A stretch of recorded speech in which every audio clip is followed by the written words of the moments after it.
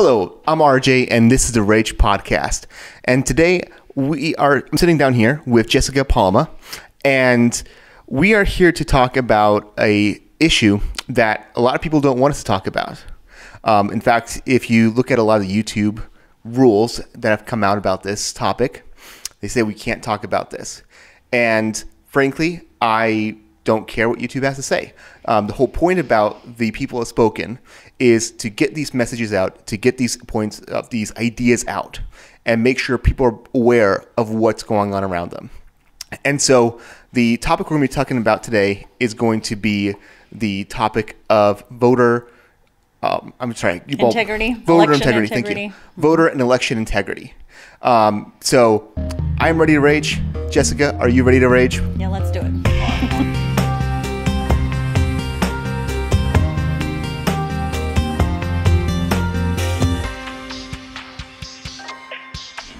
First of all, I want to get a better idea of again who you are. So I obviously know you're Jessica Pollema, but what is the organization that you're part of, and how did that all get started? Well, I'm a mom of 3 kids, and I've been an accountant for over 25 years. And I just am part of a group called South Dakota Canvassing Group. We're a group of citizens, concerned citizens who love our country, want to preserve our right to vote, and want to be sure that our vote counts. Everyone's vote counts and only counts once. And we want to preserve that for our children and our grandchildren and generations to come, because we feel like that's under attack in our country right now. Sure. So this group, the South Dakota Canvassing, is this something that's been going on for a while, or is this a new organization that's just started? Or can you tell me more about that? Yeah, so we're not really an official organization, I guess. We are just a group of citizens that got together. We are working in coordination with a formal group out of Minnesota. So they are helping us, and we found each other, I guess, on Telegram, on social media. There was in America's First Audit channel, and there was one for every state. So I was on the South Dakota channel watching what was going on, and people were posting all these findings from different articles and just chatting about findings in different states where they had big problems. And the Cyber Symposium was held in Sioux Falls in June, and we were on that page, that Telegram page, and Captain Seth Keschel came on our Telegram page and said, hey, anybody out there willing to help me? I'll come and do a presentation or speak to you guys if you can pull it off. So 5, 6 other people and I jumped in and said, sure, we'll help. And in 4 days, we threw together an event, and I think we had at least 200 people there. Oh, so, wow. And when was that? That was in June, I believe. Okay. During the Cyber Symposium time, when that was in Sioux Falls, being held at the Military Alliance. And so what you mentioned Cyber Symposium. I'm not sure what is that.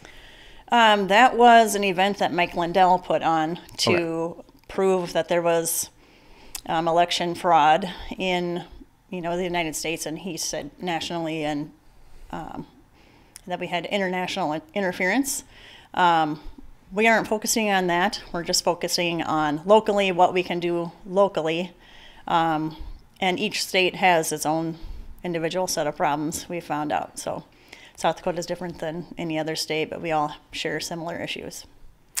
So I remember that when after election, and of course this is the most fair election ever, there definitely was not any issues of fraud or any challenges. Every single vote that happened was a completely legitimate, legal vote, and there's no way we can ever question that. So in this hypothetical situation where that wouldn't be the case, I understand that there was a lot of other more contentious states, like Wisconsin was one of the ones that was really big at the time. But I never remember South Dakota ever coming up. In fact, when I look at the national elections in particular, it seems like South Dakota doesn't matter. It's a very strong red state. We know the Republicans are going to win. We know that even when it comes to the presidential primaries, it's so far down the line that we have almost no sway. We already know who's going to be the the primary for whoever be the Democrats or Republicans in that case. So it just doesn't seem like South Dakota even matters. But are you actually saying that there are issues in South Dakota? We have definitely found issues in South Dakota, yes. So tell me more about that. What kind of issues are we looking at? Well, we started by, after the Cyber Symposium event, well, it didn't have anything to do with the Cyber Symposium, so I should state that first. But after we met and did the event with Seth Keschel, he is a former Army captain, military analyst, and he analyzed the voter rolls and down to every county in America, and he identified that Lincoln, Pennington, and Minnehaha counties in South Dakota had the most fraud. Some of our counties didn't have any, but in analyzing the voter rolls and voting trends, there was some issues there. He identified that there were some issues there. So after that event, we got together and met in person, because we said that's enough chatting on social media. Nothing's ever going to happen if we don't get together in person. So we got together in person and kind of put together our team. And we have our core group, we're the founding members, and all of us have different roles in the group. And we, in order to buy the voter rolls in South Dakota, it costs $2,500. So we raised $2,500 amongst ourselves and purchased the voter rolls, and then that is in spreadsheet format. So we took all that data and started sifting through it to see where our problems are.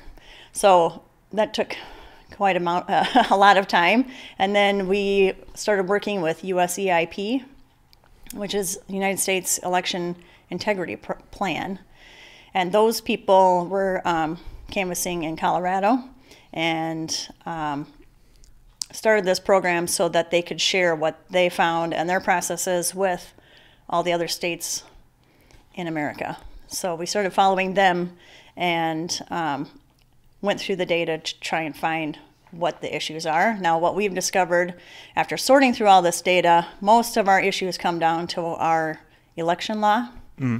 So the South Dakota codified laws are so vague and so loosely interpreted that leaves plenty of room for people taking advantage of that. So I want to ask about that, but before I do, I want to make sure I understand a couple things here. So when you say about the voter rolls, what exactly is the voter rolls that you had to get from the state? Yeah, so you purchase that from the South Dakota Secretary of State's office. They manage the database of all of the voters registered in South Dakota. Okay. So when you go and fill out your voter registration form, you return that to your county auditor, and the county auditor's office is responsible for entering that information and uploading it to the Secretary of State. And then the Secretary of State's office, manages that data file. Okay, so so that data is telling you who's registered to vote in the state of South Dakota. Does it tell you who they voted for, or does it say? No. Okay. No, it tells name, address. There isn't anything like a date of birth. There's no social security numbers or driver's licenses. We don't get any of that personal information.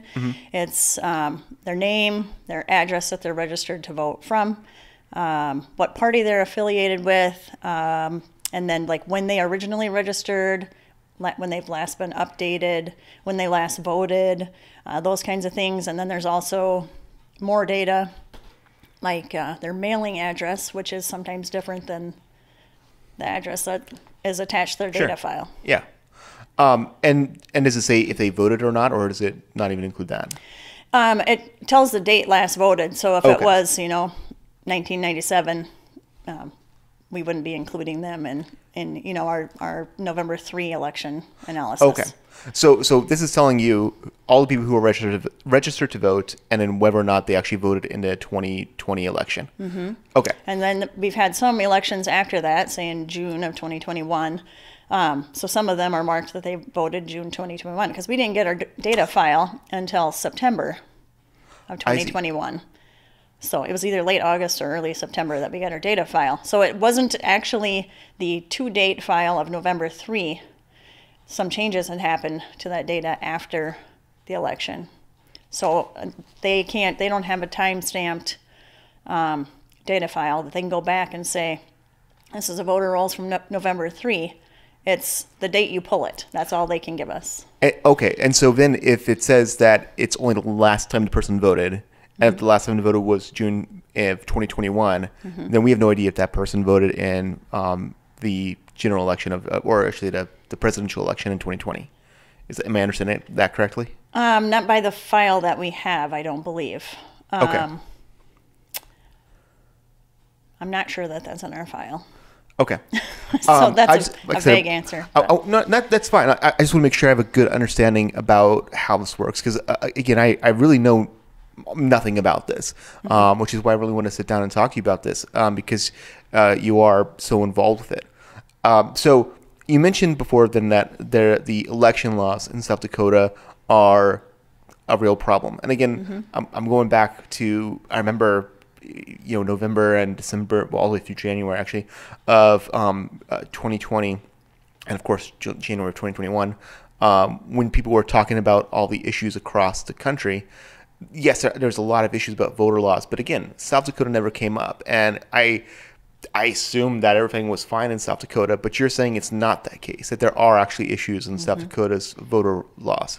So I was the same as you. I never thought there was a problem. I was busy working and raising my kids and being a wife and a mom and going to soccer and all those kinds of things. And I think 2020 really woke me up. And I feel like there's I've met so many people in the last, 6 months or so that feel the same way. And so it's kind of encouraging to meet those people and pool our efforts to basically save election integrity in our state.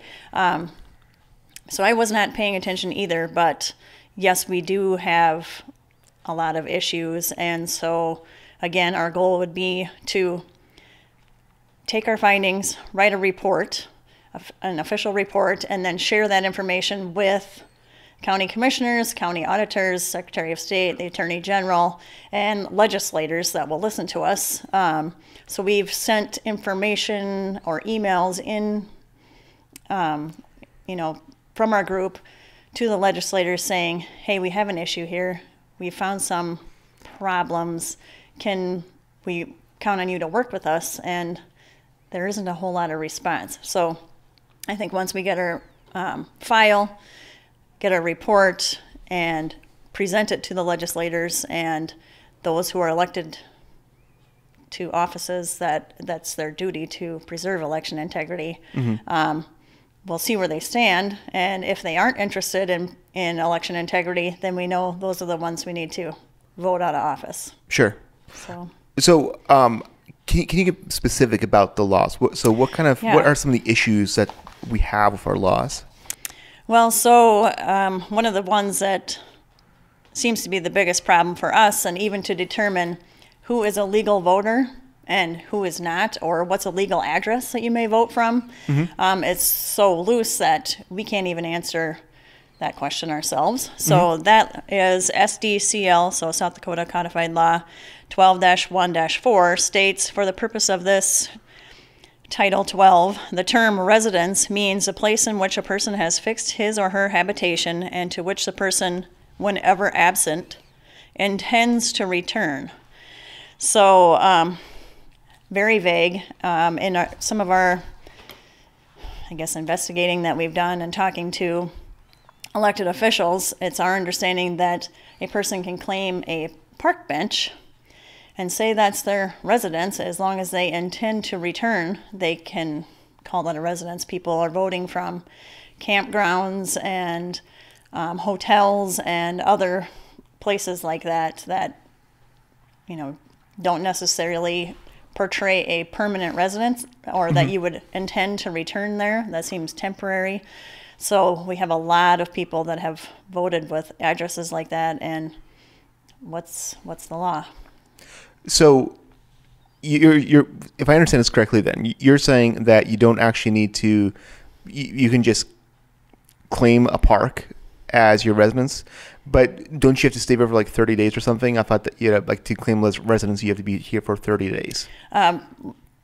In talking to certain elected officials, they've said it. It doesn't have to be 30 days or anything. You can just say, I live here and I intend to return. So there is no time statute. So how does it even work then? Like, because because I haven't lived in South Dakota.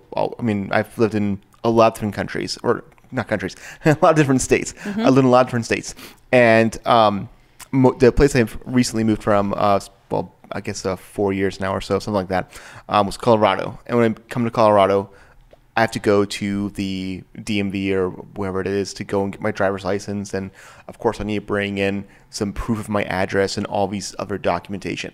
So, typically that's where I'm going to register to vote.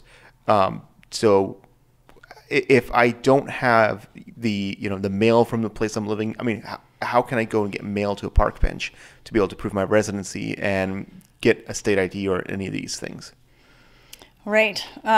So a person can produce different documentation to show that they are a resident, and it doesn't have to be a state driver's license, and it can even be a passport. And we know that people's addresses definitely aren't updated with their passport. I don't even think I actually just renewed my passport and I was traveling internationally a couple months ago. And I don't even think it has your current address on there. I think the only address actually in a passport is the city and state where you were born. And so if you can just use your passport to register to vote, then that's no proof of address. Yeah. Current Wow. address. Wow. Okay.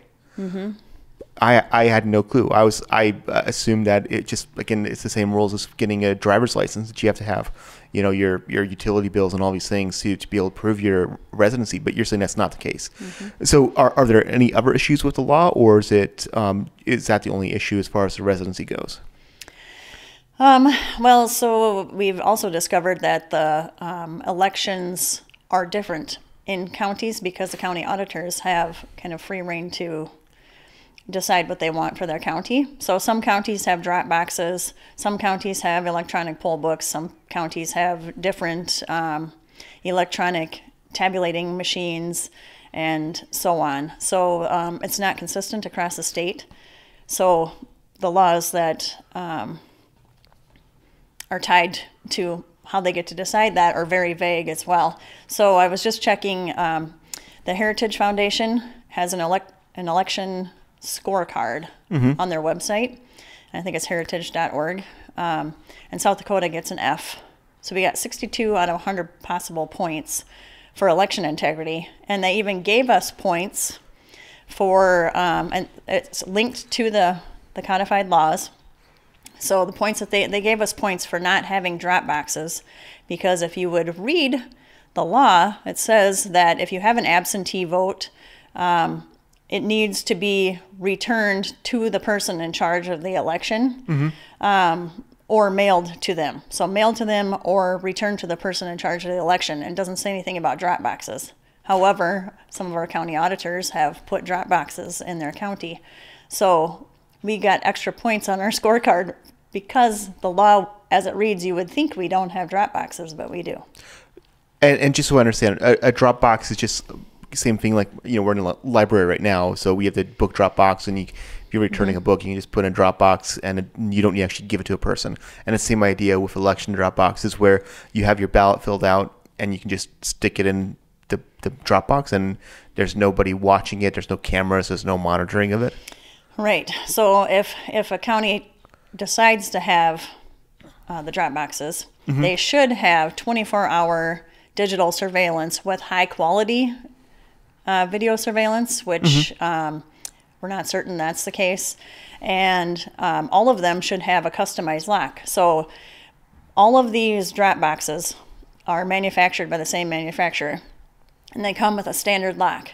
So if a person can hack break a lock or pick a lock on the drop box in Minnesota, they can come here and they would be able to break ours too. So it's like living in an apartment where everybody has the same key and the same lock, and the key opens everybody's apartment. So how safe would you feel living in that apartment if everybody in the building had a key to your apartment? Obviously not very safe. Yeah, so that's what's happening with our drop boxes. Okay. Wow. And you also mentioned then that there's different way, like digital tabulation and things like that. Can you tell me more about that and what the issues are there? Yes. So we have been doing a lot of digging, and there are different brands or different models of digital tabulators. So in South Dakota, we vote on paper. And so that's one really good thing that we have going for us in South Dakota is that you fill out a paper ballot, and we'll go to the poll books later, which has to do with checking in when you go to vote. But you fill out your paper ballot and you give it to them, and at the end of the night, they tabulate them. So they're put in a pile and they stick them in a tabulating machine. So these tabulating machines that we have in South Dakota are ES&S machinery. And if anybody's been doing any digging into the election fraud, we know that ES&S software has huge problems across the board and are tied to a lot of bad actors and bad intent. Can you expand more on about that? So our main focus is basically let's vote Amish. So Sure. paper and people and no machines and absolutely nothing connected to the internet. So South Dakota law says that our machines cannot be connected to the internet. But when we are buying these ES&S machines, tabulating machines, like I think for sure Minnehaha and Lincoln County, and then there's about 8 more that have the DS850, I believe. That's a model of tabulating machine. It's a scanner, so it scans an image of the ballot and it reads it, and then it sorts it into bins, and that's it for the night. So a person doesn't actually verify that that tabulator didn't run some sort of algorithm and change votes. So that we haven't seen any evidence that that's been verified. And then though a lot of machines across the country were said to not have been connected to the internet because they weren't plugged into the wall. Well, a lot of them were discovered to have wireless modems or be connected to an intranet, which we have to do more investigating on that. But there's electronic and internet capability hidden in the machines. So you might not have bought one thinking you want it connected to the internet, but can it be? Yes. And anybody with a cell phone within, 20 feet of it can hack it in less than 5 minutes. Oh, wow. So this is the reason why then that going, as you said, going Amish route is so important, is that if you are marking stuff down on a piece of paper and filling in the circles, that it's something that isn't able. Obviously, you can't hack paper, and so by removing the technology, you're removing a lot of the risk factors there. Is that right? The idea? Yes. Yep. Because anything connected to the internet can be hacked. Yeah, and this is something I was watching a podcast recently, and one thing is actually an older one, shortly after the Facebook hacking that happened, and one of the things that they pointed out there was that you have Facebook, which has it's a massive company, one of the biggest companies in America. They have billions of dollars. Their whole point is they want to keep their stuff secure, and they still got hacked. And if we're talking about the election in one of the most powerful countries in the world. People will figure out ways to go and hack these systems. If there's a way to do it, people will figure out how to do this. Correct. So right now, let me just make sure I have this understood. We have the issues of residency. After issues of residency, then we have the issues of these electronic machines that are counting the ballots that may have some connection to the internet. And whether we intend that or not. And then we also have problems of drop boxes as well in certain counties.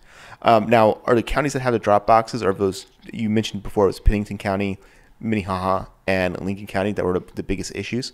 Are those the only counties that have drop boxes, or are there other counties that have drop boxes? Do you have any idea about that? I'm sure there's probably more. I can't give you a list of them now. I don't know. And again, we're focusing on our 3 big counties. But I'm pretty sure that Yankton County does too. Okay. So, and talking with a group down there, they're kind of getting into checking out what's going on in Yankton County, and I believe that they also have the e-poll pads and they have digital tabulators. The e-poll pads, what are those again? So the e-poll pads are also ES&S software and machinery, and they're used in Yankton County and Pennington County for sure, and probably more. I'm just not sure what they all are in South Dakota. But they are, when you go to check in to vote, the ladies are sitting at the table there with their big reams of tractor paper, the green and white tractor paper, and your name's on there. You show them your ID, and they check off your name that you came to vote. Well, the e-poll pads are a digital version of that. And the hardware is iPads. So you would check in on an iPad, you scan your driver's license, and then go vote. So again, I could show up with somebody else's driver's license, and if somebody's not paying attention or there isn't a picture attached or something to my digital registration, you can get away with, voting for the wrong person. And then the intention for those is to be able to have vote centers or super precincts, so that in Sioux Falls, I have to vote in my precinct. So I can only go to one place to vote. And there's different places in South Dakota that have vote centers or super precincts. And that eliminates the local oversight that, one, your voter registration is up to date because I have you on my list in this precinct. And you only have amount of printed ballots for the amount of people in your precinct. If you have a super precinct or a vote center, and I could go to one of 5 places in town to vote, well, how many ballots do you have at that place? You have to have enough that, 5 times as much as you would actually need for that evening, because if you have everybody on your voter roll that can show up at this place, you need to have an excessive amount of ballots. Well, with the e-poll pads, it's proven that they are live and connected to the internet all night, and they are being watched or can be watched on a monitor to see live updates on the voter rolls. And so if we always have a chunk of people who are on the voter rolls, but they never vote. So nefarious people or bad actors could manipulate that voter roll, check in people who don't come to vote or hadn't come to vote that evening, and throw ballots in a machine for them.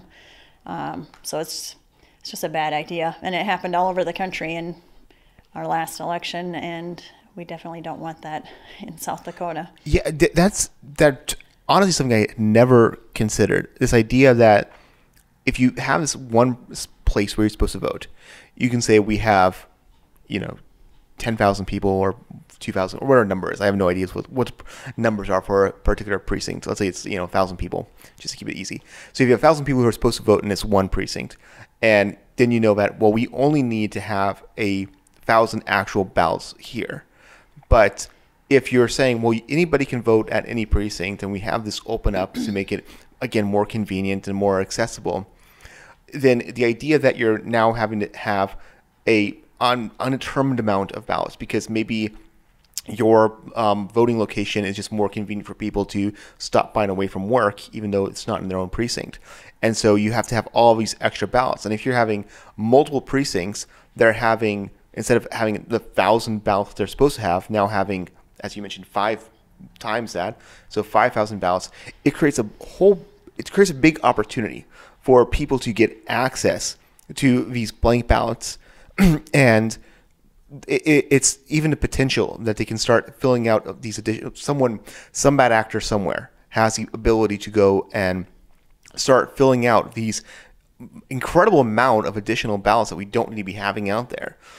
It's amazing that just the risk factor there, and I'd never really connected that. I always thought about it just as more of a case that it's just a security thing. We just want to make sure people are only going to one spot, but just having all these blank ballots just floating around, really, it's terrifying. I don't know where words to put it. Just it's amazing that we can allow it to happen.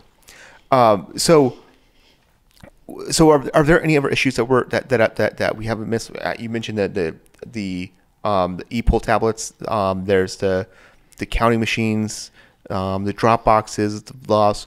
Are there any other issues that we haven't talked about yet?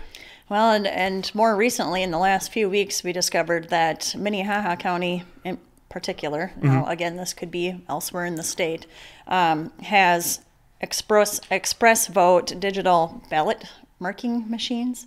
So that is electronic voting instead of filling out the paper. So that's supposed to be for disabled people or handicapped people that cannot fill out a ballot or, might not be able to fill in the circle correctly. However, I believe it says that anybody can actually use that digital balloting machine. So again, in all of our findings about the potential fraud or evidence of fraud in different states, that those digital balloting machines are a source of problems. And some of them would not even allow a mark for a certain candidate because it was a glitch, but it could have been intentional. Sure.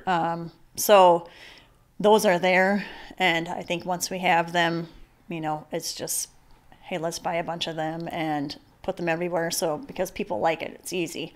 And our thought is, our right to vote is precious, and it's sacred, our sacred right to vote, and we take it for granted. So we don't think it's too much to ask that on election day that you actually drive down to your precinct and fill in your ballot and take a little ownership in, this precious right that we have to vote for our politicians. Well, and this is actually a really interesting, it goes more towards the philosophical idea behind voting. And it seems like there's the idea of we need to make voting as incredibly easy as possible in order so that way we are making sure that no one's restricted from voting. That we don't want someone to say, well, it was too difficult for me to do this, so I just didn't do it. And we want to maximize the number of people who vote. And the other perspective, which is what I'm more tend to fall in with, that I don't want to say it should be, we want to restrict people from voting, but we want that voting shouldn't necessarily be easy. That voting should be something that is, it might take a bit of effort. It's important, but if we're just having people who don't really care just do it because it's easy, then we're going to end up with a lot worse outcomes. And if you actually care about something and you're willing to go and drive out of your way and take a bit more effort, that it makes it so that way we're having the people who are paying attention to the ideas and have looked into who the best people to lead their state and lead their counties and even school boards and all these things. It makes a big difference in that regard. How would you view that? Do you think it's more important that we make things easy or that we actually make things secure? Well, I won't say make things secure. That's a bad way of framing it. Do you think it's important to make things easy for people to vote? I'll put it that way. I feel like that's a loaded question. It is a loaded question. Yeah, because making things easy for people to vote, you can request an absentee ballot. This last year, Secretary of State Steve Barnett sent out unsolicited absentee ballot applications to everyone in the state. So that was a huge expense to our state. And I remember I got mine in the mail and I looked at it like, why did I get this? I never vote absentee. I get up and I go on election day and I vote. So, sending out unsolicited absentee ballots, one, is a really bad idea. Two, it's a big waste of money. And, people will just throw it in the garbage, or if they plan to go, and get their absentee ballot that way, fine. My in-laws, my father-in-law had cancer. They were trying to avoid germs and stay home. He was sick. They voted absentee. Something like that, fine. But I feel like there needs to be a reason why you're voting absentee. And I was just reading a document today, and it was suggested that absentee ballots be notarized. Like, you have to do it in the presence of a notary, or there needs to be a legitimate reason why you can't go to the poll and vote that day. So, and same day voting, we would like to go back to just same day voting, and not extended counting of ballots, count on election day and things like that. So I want to back up, because I actually had no clue about this. I don't think I ever received a ballot during, was it 2021? Well, it wasn't a ballot, it was a ballot application. Oh, it was ballot application. I really don't think I received anything like that. Okay. And this is, which goes to one of the big issues that I see with doing that. I think is because if you know that you're sending out these ballot applications, or even in a lot of places there's just mail-in voting. Again, I know not in South Dakota, but there's mail-in voting in a lot of other states where the ballots were just sent directly to people to fill out and send. If you know those are going out there, you can just, again, a bad actor could potentially start just going through mailboxes, pulling out these applications, pulling out these ballots, and potentially start filling things out. But yeah, that's I had no clue that was happening in South Dakota. And so to that point, our Secretary of State also wants online voter registration, and he wants online voting. And so, that's a huge issue, and I wonder if people know that. I had no idea. And how many, of us South Dakotans want online voting?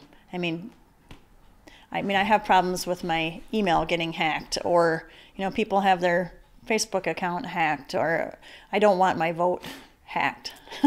Yeah, that is a very, very concerning idea. So this seems like it's a much bigger, first of all, I think you've done a great job of convincing me it's a much bigger issue than I ever realized it was. I know that, again, I always looked at other states and oh yeah, Wisconsin, they got to get their act together. But I never realized that there were so many problems here in South Dakota. But what are the action steps to actually, where are you at in trying to solve this problem? I know, again, you're called, South Dakota Canvassing, so I'm assuming you're doing some kind of canvassing. Mm-hmm. But what are the actual things that you are doing to fix this?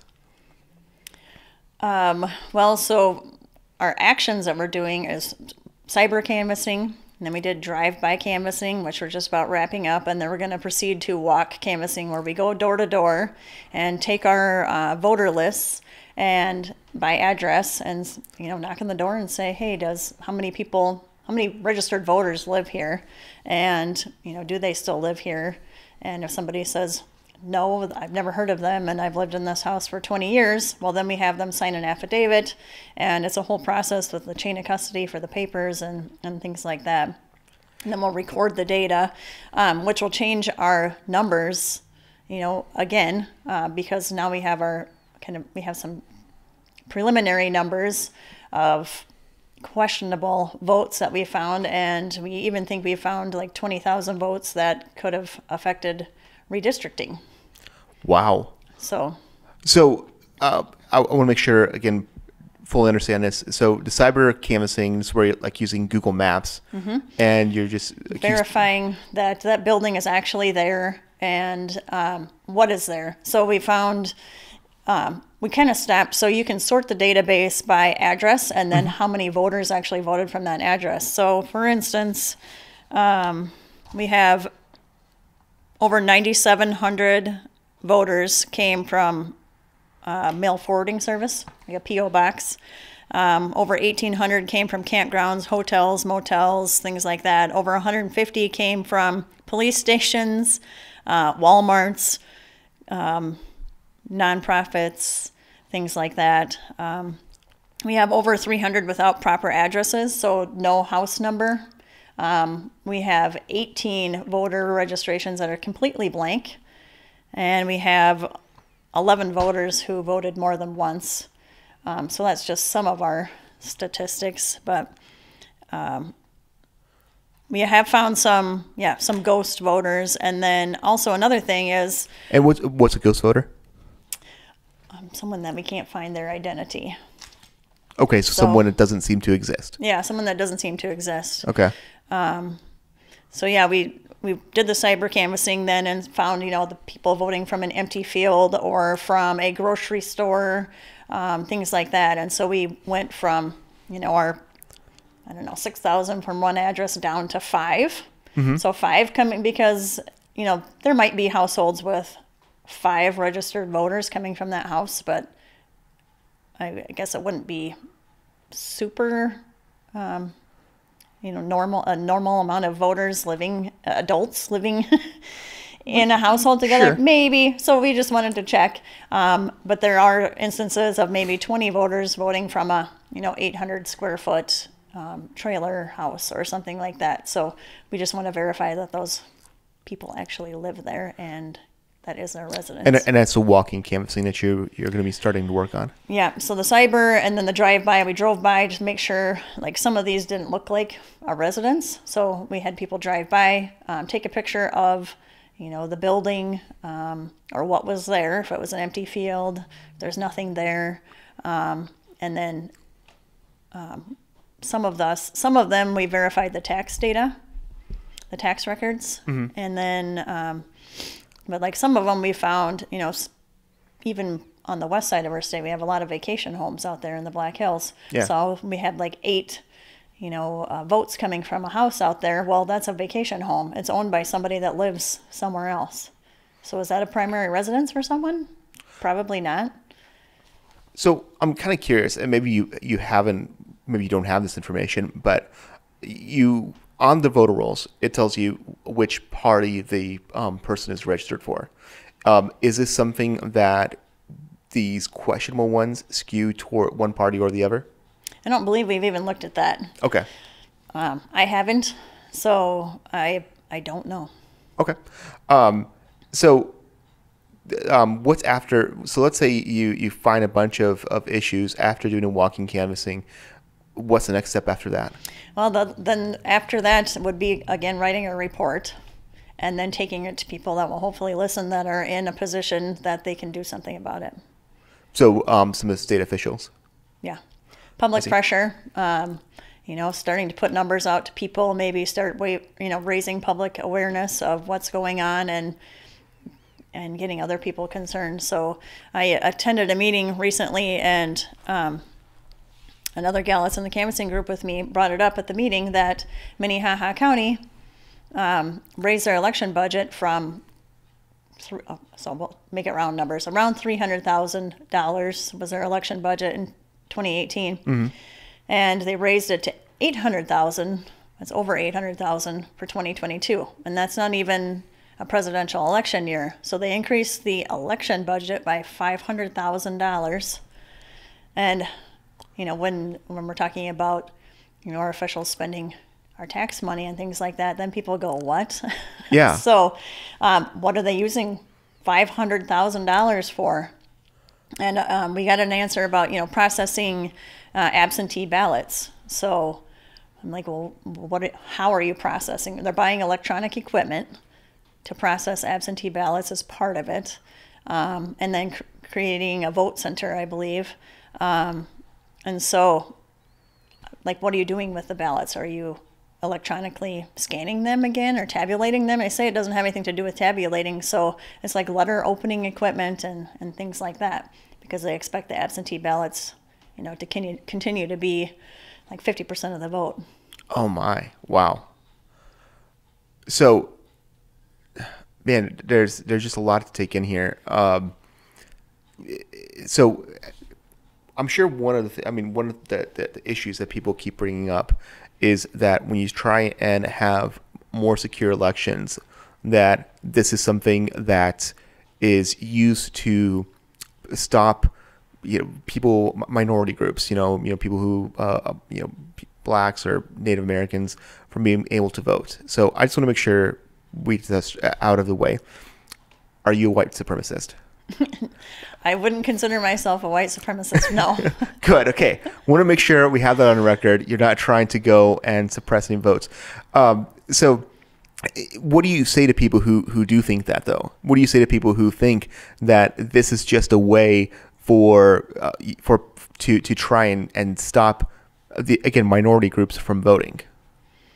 Well, I would like to know how that would be stopping anybody from voting. I think that would be making sure that your vote counts and my vote counts, so that one, we don't have people. I mean, people to register to vote, they need to have some sort of an ID, and like we said, a driver's license or passport, and the requirements for getting both of those documents are pretty stringent. You need to have like your 2 pieces of mail and things like that. You need to have your birth certificate or your social security card. So, like what's happening in New York, where they gave like 800,000, undocumented immigrants are not American citizens, the right to vote there. Mm-hmm. I don't believe in that, and frankly, neither should you, because this is America. American citizens vote in America, and if you're a legitimate citizen, I believe that you should definitely vote. I think a lot of people don't even take the opportunity to vote. I think that's a shame, and everybody should get registered to vote, and your vote should count. It should not be manipulated. We shouldn't be worried about theft. We shouldn't be worried about vote flipping or vote harvesting or anything like that. We should know that our vote's going to count. Yeah, absolutely. And even, I did not know about New York. I'm pretty sure California has a lot of, they're allowing non-citizens to vote there as well. So I don't know, when I've heard about California, I don't think it was on national elections. It was only on local issues that they can vote. Do you know if that's the case in New York or not? I do not. Okay, and that's fine. I'm just more curious than anything else. So how with the 2022 election coming up, what would you like to see done before? What can you accomplish before the 2022 election? Or can you accomplish enough to make a difference? Can we? I don't know. Will anybody listen to us? I don't know. I would like help from the public to start, come and ask me, find out about what's going on here. Go to our website, go to our Telegram page, find out what we're doing. And then, if you're interested in that, start talking to people about it. Did you know South Dakota has all of these problems? And get involved. Go register to vote, sign up to be a poll watcher, and take advantage of the opportunities that we have. So what's the best way for people to get in touch with you? We have a website now. Our website went live, I think, about 2 weeks ago. It's sdcanvassing.com.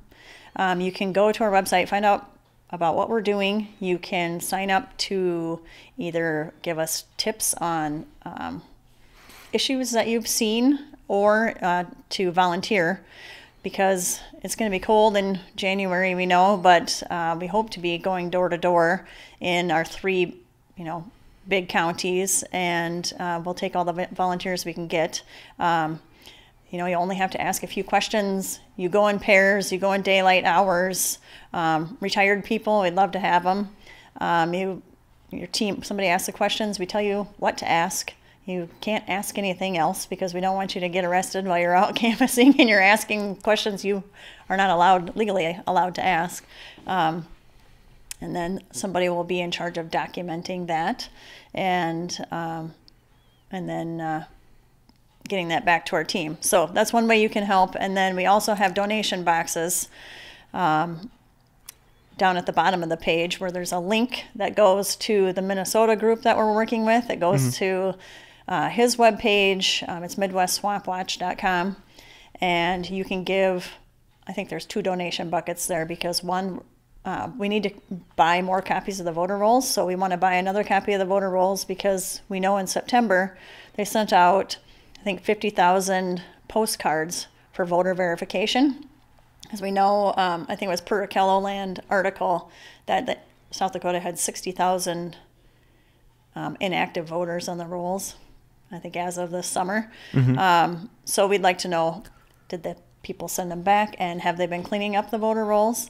So we're going to do that. And then we're also scanning websites, county websites and state websites, for cybersecurity. So, like if you're going to go shop online, that website needs to have a certain standard of cybersecurity, credit card security. Yeah. And we already know that several of our local county websites do not pass that security level. So anybody that's paying their property taxes online, your information is at risk. Well, wow, that's a a good thing for people to know. Yeah. So again, do you want them handling your voting information online? Because it doesn't even pass basic cybersecurity standards. Yeah. This is something that really just shocks me. It seems like you mentioned before that before we started rolling the camera, it said you weren't really involved politically before the 2020 election, if I understood that correctly, correct? Right. No, Yeah. not much at all. And so you, like many people, have really started. I really don't like the expression, have woken up. I just find it overused. I just have become more aware about things, and I have always been, interested in politics and paid attention to stuff. But I think even with myself, in a very similar way, I really started paying attention to more. Well, let me phrase it differently. I was more paying attention to things that were happening on a national level, and I really didn't pay too much attention about what was happening on a local level. And after 2020, I really started shifting and trying to look more at what's happening locally. And this is, again, the whole idea behind the People Have Spoken, is to try and get the information about what's happening in the state to people who live in the state, because what's happening locally matters so much. And it's been very discouraging in one hand to see that the more I dig into things, the more I burrow down and find out about what's actually happening in the state, the more shocked I am, the more appalled I am at the way that our politicians, our elected officials, the bureaucracy that's happening.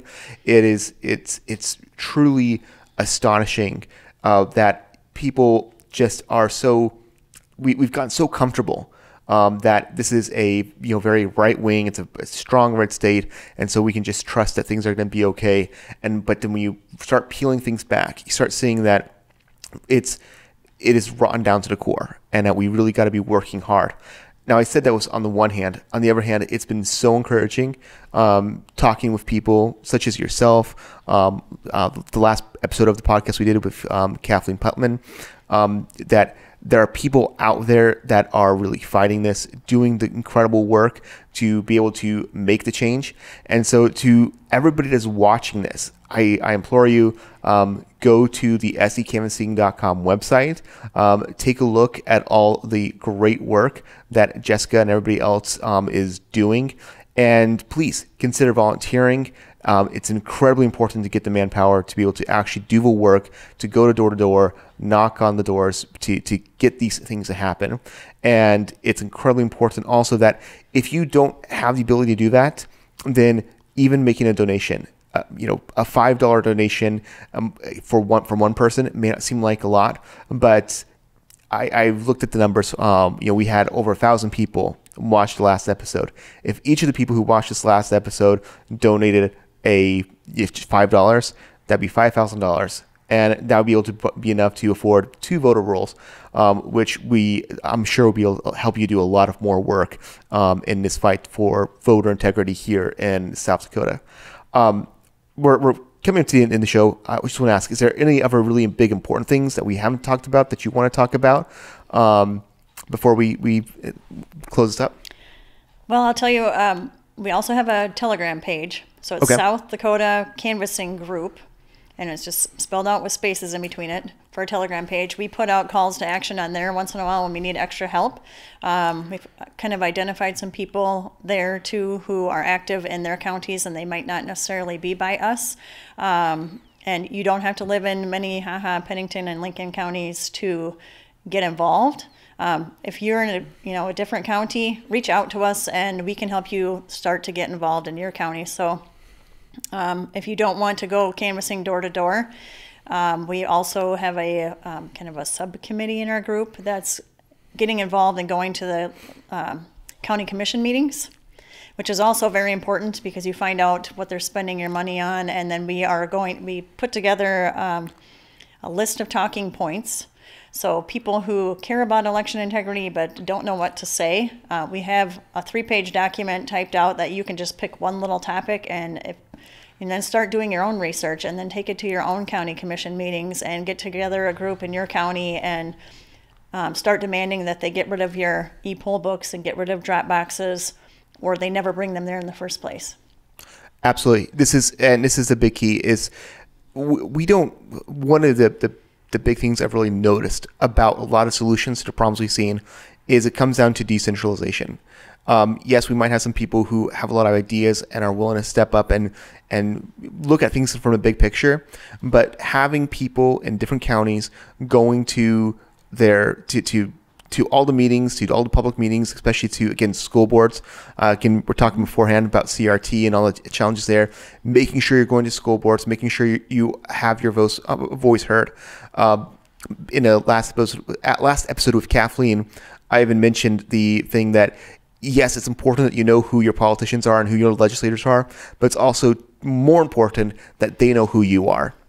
That the more you talk and the more you raise the stink, that, again, you don't need them to like you. They work for you, and the same way that, you know, you may not always like your boss, but you may respect your boss. That's how it should be with your legislatures and all the people who are your elected officials. So step up and really do what you can. And again, if you don't feel like canvassing, yes, please get in touch with Jessica, and I'm sure she'll be able to help you even connect with maybe someone else that is looking for some assistance in some other task that they need. There's always a lot of work to do this, to be able to make South Dakota a state we want it to be, to make sure that we have the freedom and have the liberty that we want in the state. And we just need people who are willing to just do hard work. So thank you so much, Jessica, for coming and talking with me about this. I've learned a lot. I'm sure the people who are watching this have learned a lot. And for all those who are watching, I want to let people know this video is going to show first on the Rumble account. So if you're watching this on Rumble, then maybe you're watching within the first week. After the first week, then it's going to show up on YouTube and Facebook. I'm doing this because I really want to be pushing people towards Rumble. They are less likely to go and restrict the video and ban it.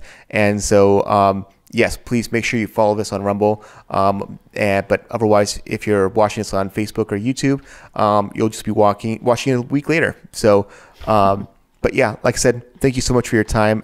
It was a great conversation, and I'm hoping that we'll be able to sit down again. And once you have after doing a walking canvas and you've done done some of the work and have more information, I'd love to sit down again and give everybody an update about what's going on. That'd be great, and thanks for the opportunity, and we appreciate it. Yeah, of course. Well, my name is RJ. This is the Rage Podcast, People Have Spoken. Have a great day.